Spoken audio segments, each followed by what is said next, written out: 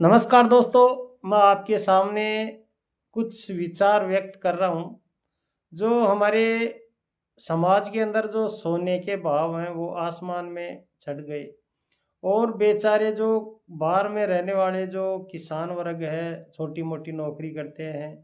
तो एक शादी करे तो उसको 10 तोला सोना लगभग 15 लाख का, अगर ज़्यादा करे तो 20-25 लाख का गहना।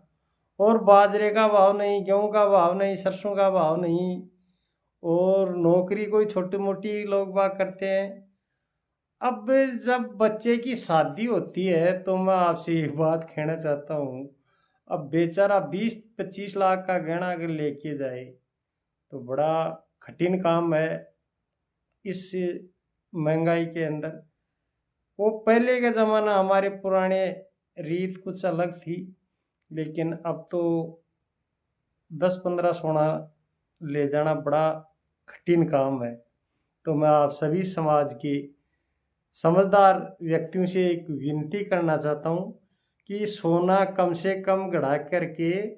और हम इन बच्चों की पढ़ाई पर जो जैसा तैसा नौकरी लागे या नहीं लागे, लेकिन एक हमारे समाज में ये भी है, अगर नौकरी लागे तो वो शिक्षित है और बेचारा अगर नहीं लगे तो वो अशिक्षित है। लेकिन मैं एक आपको बात बताना चाहता हूँ कि शिक्षित हो या ना हो, पढ़ाई लिखाई अगर बढ़िया कर रहा है और अपना रोजगार बढ़िया कर रहा है किसी भी कंपनी में या कहीं भी, तो वो बच्चा और बच्ची बढ़िया है। उनका रिश्ता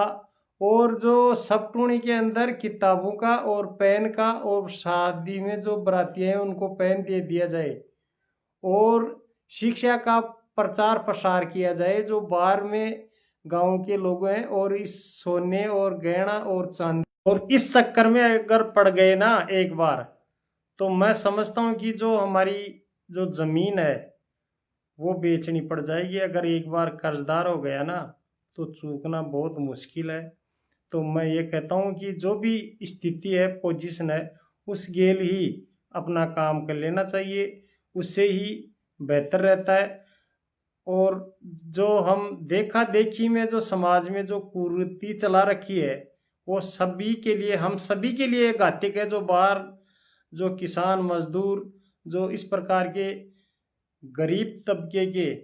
जो व्यक्ति हैं, तो उनके लिए जो हमारे ये समाज में जो परिपाटी हम सब लोगों ने चला रखी है, ये मैं समझता हूँ कि ये आने वाले समय के लिए हमारे लिए घातक साबित हो सकती है। और जो हम किसान वर्ग थे वो पहले हम हमारे बाप दादा